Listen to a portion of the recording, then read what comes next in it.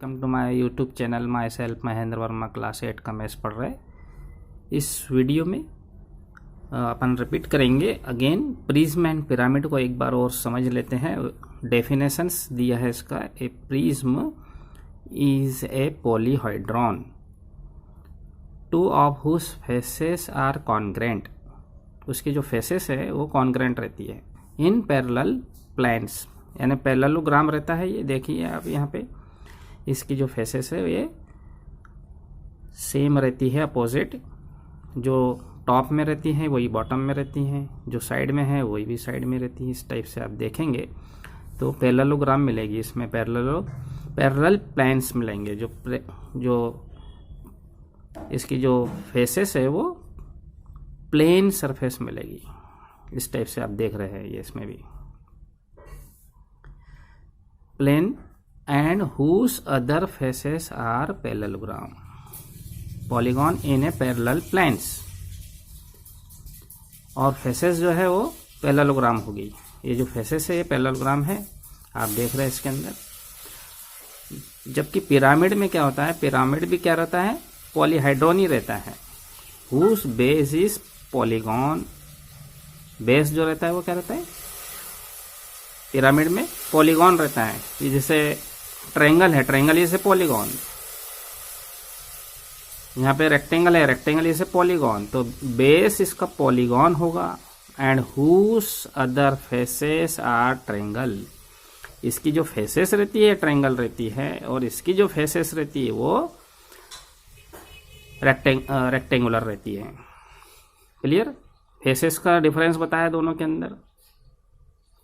और इसका जो बेस है वही टॉप में भी वही रहेगा, कॉन्ग्रेंट रहेगा। बट इसके अंदर ये चीज नहीं रहती है, इसलिए इसमें क्या रहता है, other faces are triangle with common vertex. इसमें वर्टेक्स मिलेगा आपको, यानी इन फेसेस एजेस को बढ़ाएंगे हम साइड को तो एक वर्टेक्स पे जाके टिक जाती है। ये इसमें नहीं रहता है। इसलिए आपको ये डिफरेंस और डेफिनेशंस बताना थी। और इसको जो है नेमिंग इस टाइप से किया जाता है। प्रिज्म और पिरामिड जो रहता है is name after it's base. इसके जो बेस है, इसके बेस के अकॉर्डिंग इसके नेम रहते हैं। Hexagonal prism has a hexagon as its base. यदि जो प्रिज्म वो हेक्सागोनल होगा तो उसका बेस भी हेक्सागोन होगा। And triangular pyramid has a triangle as its base.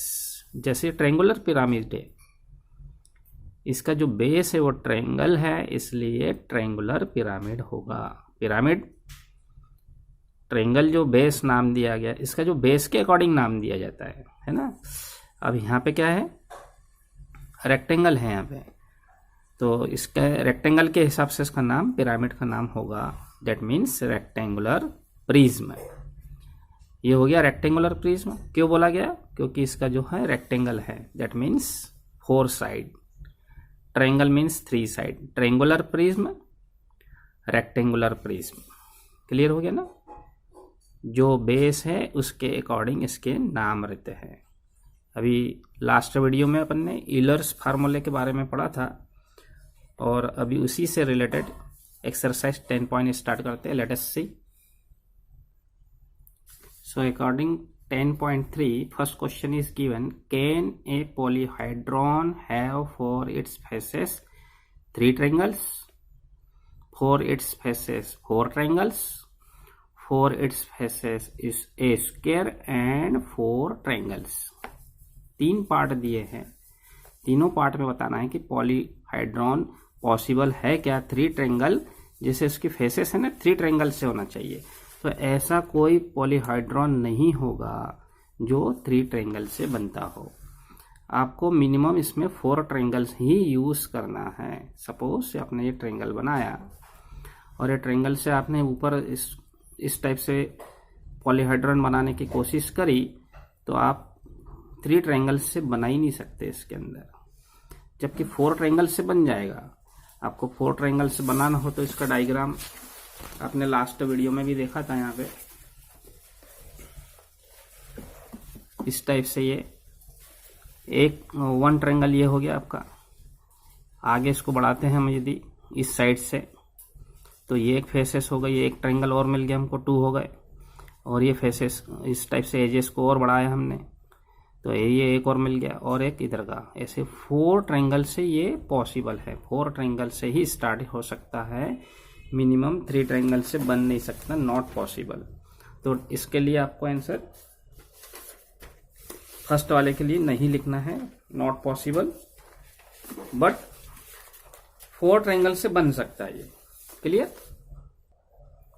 Next part में बोला गया कि 1 स्क्वायर एंड 4 ट्रायंगल्स, तो इसके लिए ये डायग्राम सुटेबल है, जिसमें एक स्क्वायर है, आप यहाँ स्क्वायर ले सकते हैं, और इनकी साइड को आप जब बढ़ाएंगे तो आपको यहाँ पे 1 2 3 4 ट्रायंगल्स और 1 स्क्वायर ये मिल जाएगा। तो ये भी पॉसिबल है, 3 फेसेस उसकी ट्रायंगल हो, 4 फेसेस ट्रायंगल हो, और 1 फेस उसका स्क्वायर हो, ये भी पॉसिबल है।